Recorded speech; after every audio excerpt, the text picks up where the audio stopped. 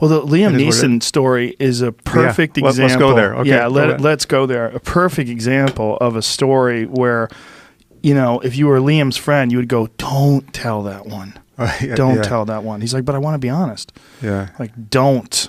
You could be honest with me. I'm not going to judge you. If you tell me that someone got raped and you went out with a baseball bat for a week looking for a black man to beat up, to kill. I'd be like, "Oh, Jesus Christ, man."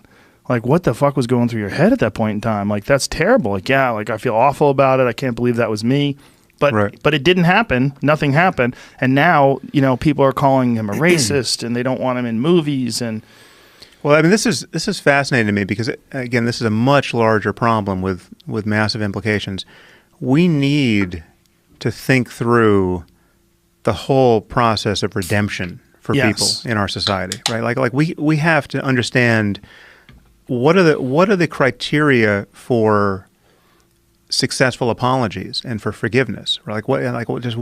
Because especially, I mean, we're in a world where people are having their reputations destroyed and their careers threatened for tweets they sent as teenagers. Yes. Right. And more. This is to Dorsey's point. Things are not disappearing online anymore. And at a certain point, there's just going to be a 360 kind of panopticon view of everyone's life. There are people who have grown up on social media and everything is out there. And I mean, the irony here for me is that you have progressives and people on the far left who receive a disclosure like Liam Neeson's. Let's take his, and they just want to see him burned alive, right? Let's just do the Wicker Man on this guy because this is so awful. And yet, alongside that, these same people on the left are people who have as a genuine ethical norm the rehabilitation of murderers, right? Like you could be somebody who spent 20 years in prison for a crime you admit you committed, and there's this norm around redemption, and so there's no way to square those two things. Well, they're constantly holding these two contradictions, right? I mean, here's another one: women's rights and support of the hijab. I mean, what's going on there? How do you do that? Don't be Islamophobic, but also support women's rights and gay rights. Yeah. Okay. Well, I think Eric Weinstein, our mutual friend, calls these the Hilbert problems for social justice warriors. I mean, David Hilbert was a very famous mathematician who, at the turn of the 19th century, posed a set of problems in mathematics that were just the on his list of the most desirable questions, the hardest questions and the most consequential questions to answer. And so, Eric, being a mathematician, has flipped that around ironically and said these are the questions that social justice warriors have to answer, and there are these impossible oppositions of this sort. But so the Liam Neeson thing.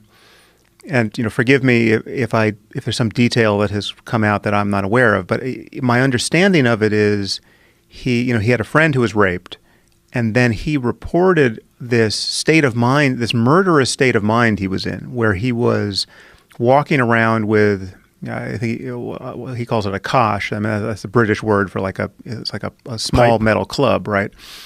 It's like a blackjack, or like another term for it, I think, and looking for a black guy to kill, just hoping someone's going to come out of the woodwork and threaten him so that he could, kill this guy in this act of instrumental violence because his friend had been raped by a black guy, right? So it's like any black guy will do. Now that's sort of like the extra horrific wrinkle to the story, right? Now, and he's confessing this as a kind of a symptom of transient mental illness, at least as far as I know. It's like he's horrified by the fact that he was in this state of mind, right? Can you imagine? Like Liam Neeson, an actor, I have everything to lose, and although I don't remember at what point in his life he said this happened. Can you imagine that I was in this state of mind, right? And this is, as you say, an all too honest disclosure, but it is damn interesting, right? And it is the kind of thing that we should be able to talk about, right? And it's not. And the fact that this is becoming synonymous with racism seems just wrong, given how he described her, at least how I've heard this, because he's saying, listen, if this had been an Armenian guy or an Italian or a Japanese guy, I'd be looking for one of them, right? I mean, what this was, at least on his telling, is the virus of instrumental violence. I mean, the virus of, like, I mean, this is how every blood feud ever in human history gets started. It's like someone from your tribe killed my brother, and now what I want to do is kill anyone from your tribe, right? It doesn't matter who, right? And that's, clearly as toxic as it gets, ethically, but that's not racism, right? That's just, we have a word for it. It's instrumental violence. But, obviously he's getting totally pilloried over this.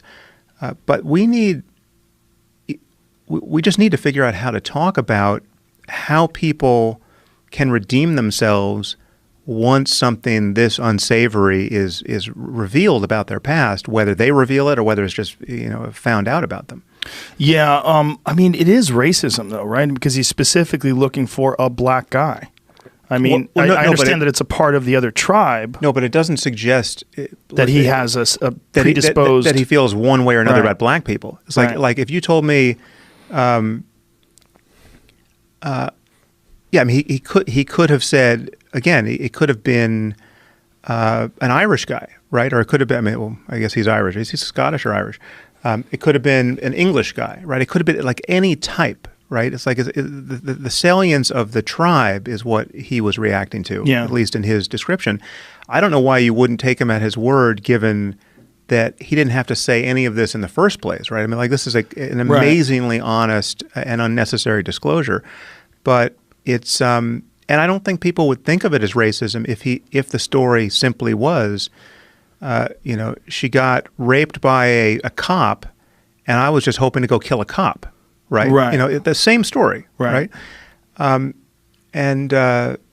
yeah, I mean, but we're so trigger happy in our outrage with respect to anything like that. Why do you think that is? Like, what is going on? Because outrage seems to be more in season than it's ever been in my lifetime. I don't ever remember outrage being so just such a it's recreational. Yeah. There's well, I mean, it's back to Jack. I mean, it has a lot to do with social media and Twitter in particular.